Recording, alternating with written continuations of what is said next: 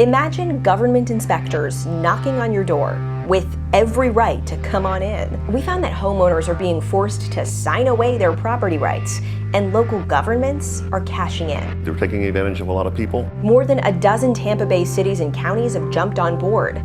They say it's a matter of life or death. If that amount of water is coming in, there is no escaping if you're down in the flood area. The surge would be too powerful. Let's see what's brewing.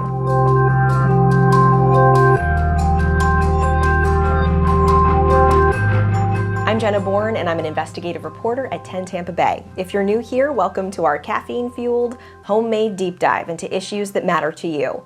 Make sure you subscribe so you don't miss an episode. I want to start by introducing you to a guy I met before the pandemic who built a pretty sweet house in Madeira Beach. Being on the water is calming and soothing. With a view like this, you might see why Cliff Smith was willing to risk building his dream home in a flood zone. There's dolphins out there all the time, especially in the morning. In the evenings, there's manatees. But right before move-in day, something unexpected happened. All of a sudden, the city says, you have to sign this, or you can't move in your house tomorrow. The city of Madeira Beach told him he had to sign what's called a non-conversion agreement. It says city inspectors have the right to enter his property as long as they give 48 hours notice. They can go to search the entire house if they want to. Law enforcement can't do that. And that's basically they took my constitutional rights away. And I don't think it's fair.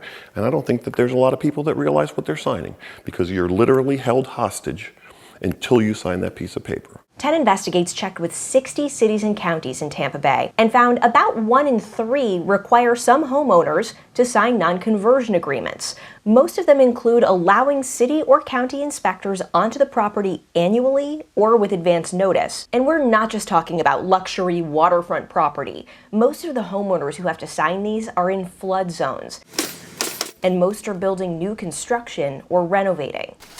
Non-conversion agreements require those homeowners to agree not to convert their homes in ways that could be dangerous during a flood.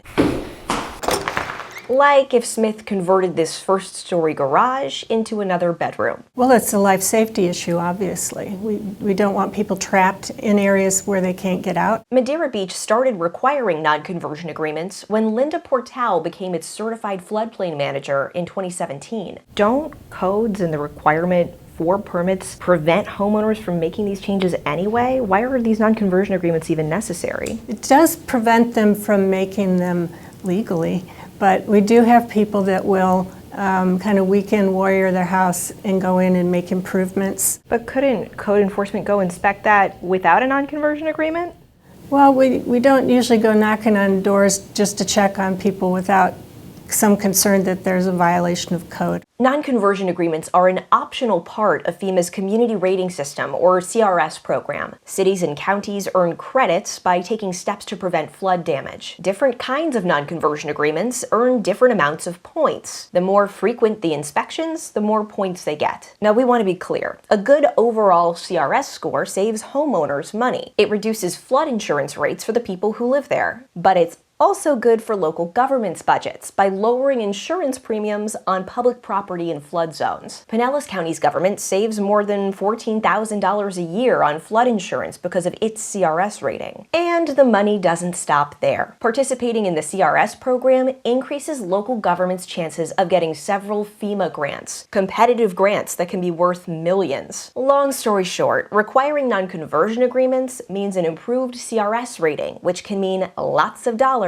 for local governments. 10 Investigates couldn't find any kind of database that breaks down which Tampa Bay cities and counties require non-conversion agreements. So we made our own. We found 18 of our Tampa Bay counties and cities require people building new homes or renovating in a flood zone to sign non-conversion agreements. 3 more tell us they might start soon. Has Madeira Beach ever actually inspected a home using one of these non-conversion agreements? We have not at this point. Smith says that's not good enough. He's taking it to court. What's next? What does the city want to do next? What are we going to allow them to do next? His lawsuit says Madeira Beach is forcing him to surrender property and privacy rights. He tells us at the end of the day, he just wants his family to enjoy this view without unwanted visitors from the government showing up at their door. If you want to check out where your city or county stands when it comes to non-conversion agreements, we're making it easy for you. You can find our full database of 60 local governments right now by clicking on the link in the video description below. Subscribe to this channel so you don't miss an episode of What's Brewing, and I'll see you next time. Are you having a nice time?